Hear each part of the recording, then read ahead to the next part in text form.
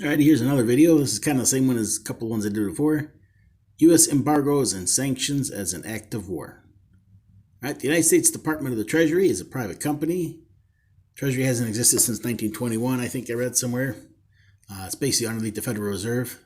Interesting thing is that Treasury runs the Homeland Security, which runs the Secret Service. So basically everything is run by the banks. Here's the executive orders for the sanctions, also by the Treasury Department.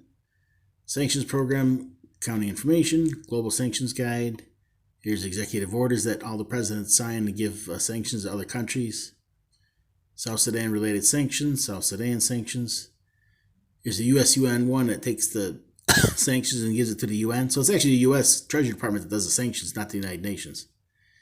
UN sanctions, it's really the United Nations, US sanctions. US mission of the European Union. So I'll add these links and maybe some little books and stuff.